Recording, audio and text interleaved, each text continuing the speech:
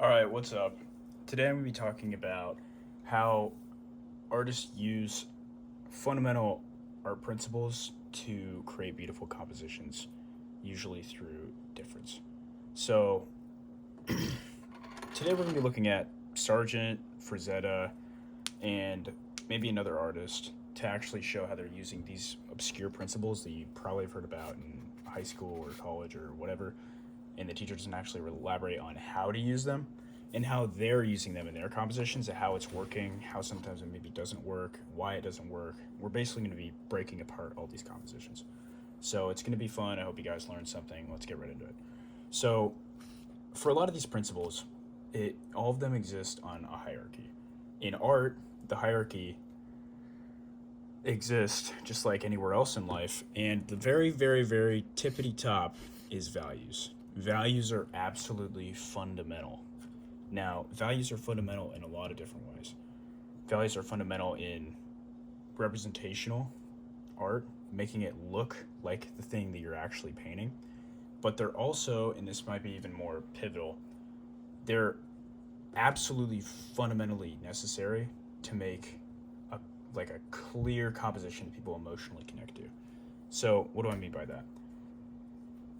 When you have a composition, the subject almost always is in the light, right? And then the darks are used to supplement that light by contrast. So a lot of the time, artists use the idea of difference or contrast using a lot of these principles to push forward the subject. So when you have a really, really bright section across a really, really dark composition, it makes this feel extremely significant because subconsciously you're attracted to light, you're attracted to other things, but mostly it's the fundamental values that are going on here. So the reason why these two girls pop out is because they're light shapes within the dark shapes. So if we did like a little thumbnail, what's really going on here? What you're attracted to is these two little light shapes. And that's what Sargent wanted you to look at. You know, a lot of art is thinking about what am I trying to say here visually? What am I trying to say is important? And then it's how do I actually pull that off?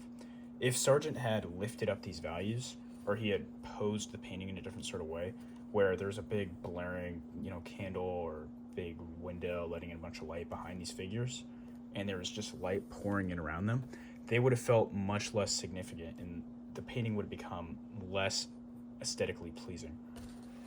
And aesthetically pleasing is it's a weird concept. You can go down a rabbit trail for years thinking about why we find certain things beautiful versus not beautiful. But what I've found is that what's beautiful is almost always what's practical, what's clear. And beauty is always comes out of clarity. So you'll see in a lot of really, really good compositions and paintings, the point is clear. Now, how do artists make the point clear? That's really the pivotal question you need to be asking, because that's what a lot of younger artists or inexperienced artists, and even some of the masters screw up a lot of the time, is making the point clear. And when the point is unclear, people stop listening. They go into the other room, they check the next painting, they go on about their days. Because all throughout our lives, when you wake up in the morning and you go out driving to work or whatever, you're seeing tons of stuff that's completely uncurated. You're seeing a ton of leaves on trees and a bunch of soil and grass and roads, and you're meeting people, and all these experiences are usually insignificant. But some things stick out to you, and you'll remember them. And the reason for that is that biologically it's important to remember them, right? And that's fundamentally what art is kind of doing. It's taking you out of the world of obscurity and pointlessness, and it's making some clarity out of that obscurity. It's posing it, it's making it clear, you know? And really, with your compositions, you want to think about the world as this ball of potential.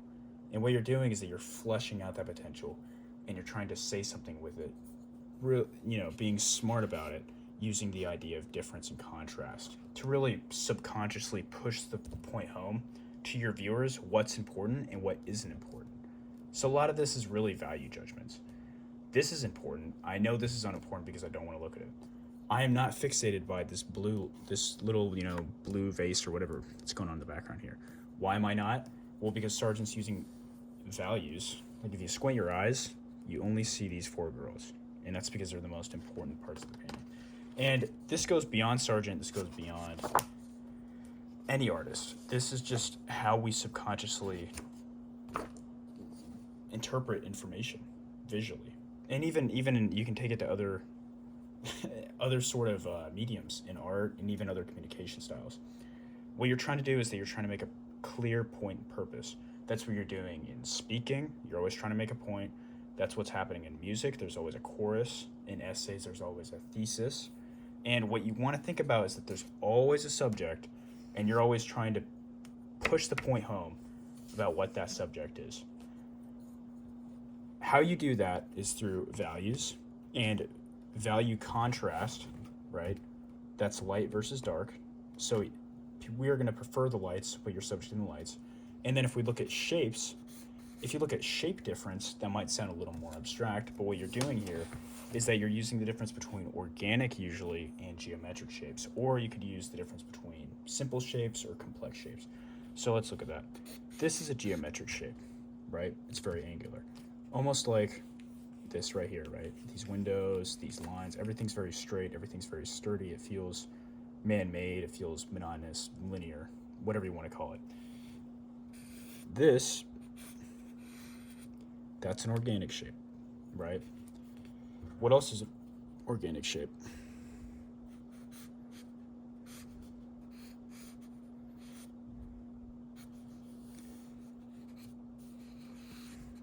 That's more of an organic shape, right? Now, what happens when you have a canvas and you have an organic shape like that filled in with a bunch of linear shapes? Well, what happens is that your eye goes to the organic shape almost immediately, right? And the reason for that is that the eye is always looking for difference, and that's how you push your point forward and home. So let's put this in a real example. What is Sargent doing here? Now, whether he knew he was doing this or not, art is a very subconscious thing. And a lot of the time you can think through it really literally like this, but some of the best paintings you'll ever make will be almost seem like by accident, because you'll run into a scenario and something will feel just captivating, but you don't know why. And then you'll paint it, and then years down the line you can start interpreting it, or however long it takes you, and you can realize why it's actually working. But in the moment, you can actually trust your subconscious to really rely on choosing good things for you. Now, that's if you're working on by references, right? If you're creating your own composition like Frazetta, that is not a good approach, because you're not going to be able to actually create a significant painting based on feeling alone, because there's so many more aspects you're going to have to understand, right? But for Sargent here, I'm sure he saw these women walking in this interior and it felt meaningful for some reason. Now, there's a lot of reasons for that. Usually value is the top one. As we can see if we squint our eyes, this is pretty much the highest key value right next to the darkest value. So you have that contrast there.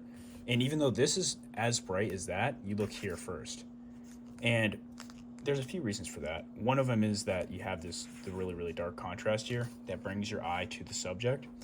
But also over here, it's in a different position of the canvas. And generally, when things are put further to the edges and the corners, they feel naturally less significant. So if you want to have a subject, put them in like, the 3/4 kind of grid area, which is what Sargent pretty much did, like in this area. If you put something more and more towards the corner, they're going to pay less attention to it. But anyway, so we can see that Sargent's using these organic and linear shapes thing. Linear, these are all very boxy. And then you have these two organic figures. And suddenly your mind you subconsciously take in all of this and you dart right here, because that's what's important. That's what's different, right? Now we could go to another one. Let's see.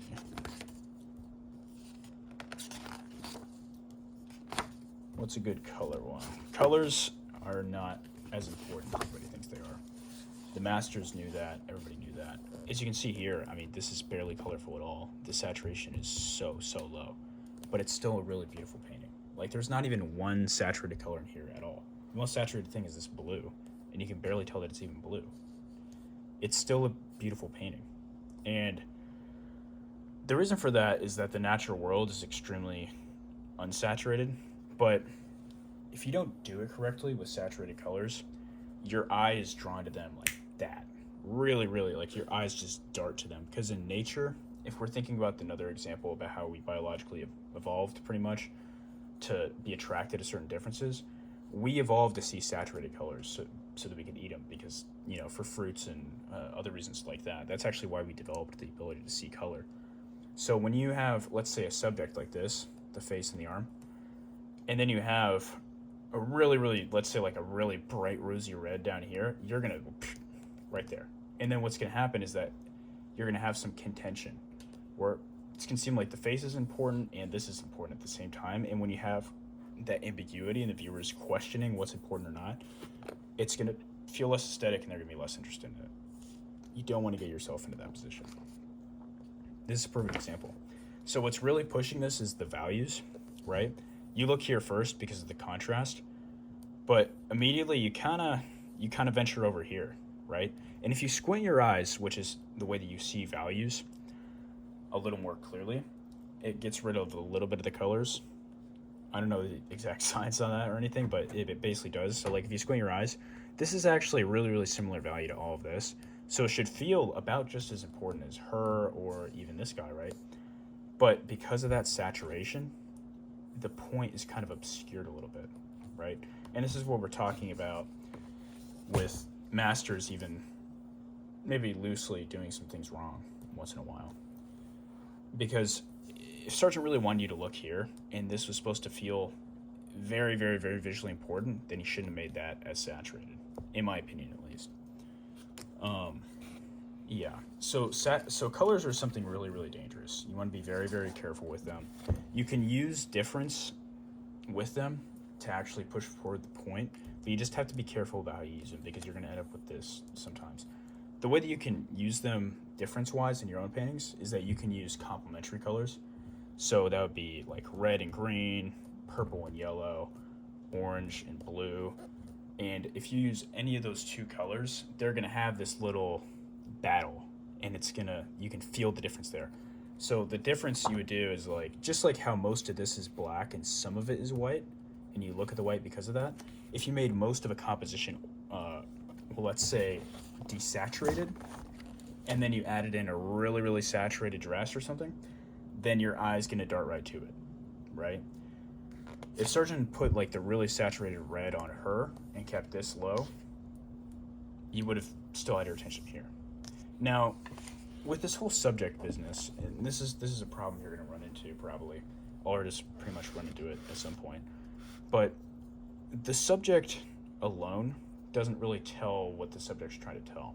And what I mean by that is that if Sargent had just had her and the rest of it was black, then the painting would lose a little bit of meaning, right? Like the main point that he's trying to make is that this woman is dancing, but it's more of a scene, right? So your subconscious still wants one thing to feel the most visually important, but you don't want it to get a little too extreme, or else that'll also obscure the point. Because the point here is that it's the environment. It's not the woman necessarily. It was great when he did just this painting, right? That's pretty much a study. But it was more about her, right? So you want to be careful not to make it like, too extreme, because things that are too extreme in art are ugly. And it's usually because biologically, the things that were too extreme usually kill us. If you have an extreme habit, it's going to kill you. If you have an extreme value judgment, you're going to psychologically want to balance it out by projecting it onto the people, etc., etc. Being too extreme is not good in art. So to use all of these principles, but to not get too carried away with them, is also a really important thing that you need to learn. So it's really all about balance, and that goes for a lot of things in art. One thing that we haven't talked about is lines. So a great artist for this is Frazetta. Frazetta is just amazing at using lines that line up with each other, move you around the painting, and all this sort of stuff. So I printed these out. My printer sucks, so there's going to be some coloring issues, but the values are correct. So you can see here that there's one subject, and it's these two people. So when I was talking about a subject earlier, it doesn't necessarily have to be one person, one, if it's a still life, one flower, whatever. It can be two things mashed together as the subject. Both of these feel equally visually important, right? And the reason for that is that there's two of them, but what Frazetta's doing here is that he's clumping them together, overlapping them, and they're also the same value. So subconsciously what you're reading this as is just two simple value shapes.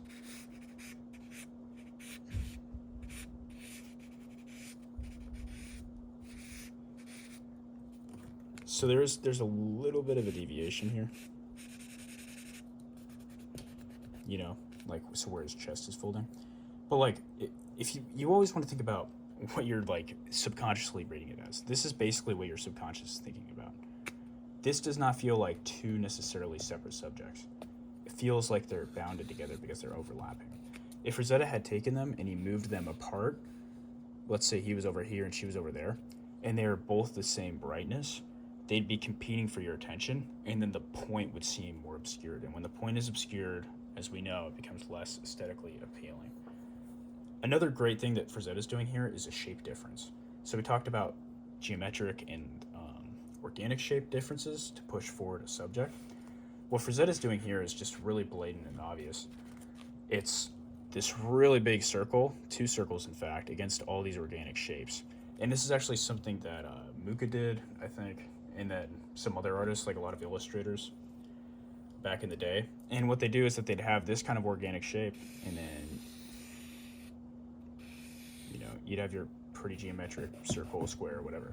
And it just feels kind of interesting, And you don't have to do it necessarily with like a moon or whatever. A composition I'm working on right now has like a woman sitting at like, a window or whatever. And the window is shaped pretty much like a circle. And it'd fall through, you wouldn't see this, whatever. But like if you had some girl sitting here, and it feels like an organic shape versus a linear shape, then you're using the real world aspects of things, but it feels more interesting because you have that sort of theoretical, like that art fundamental difference, right? So I was talking about lines here as well. I know there's this thing going around where a lot of people say that you don't want things to line up in your composition, and that's true, but that's pretty much in the vertical and horizontal direction. You want curves to line up. And the reason for that is that it's easier for the eye to really follow what you're trying to say. So Frazetta here is very intentional about the way that he's putting his lines together. So you can feel that one form just kind of flows into the next, into this elegant sort of shape. If she had her arm out like this, then it'd be like, the entire shape would be compromised because it'd ruin this flow. Another good, let's see if he has any ribbon.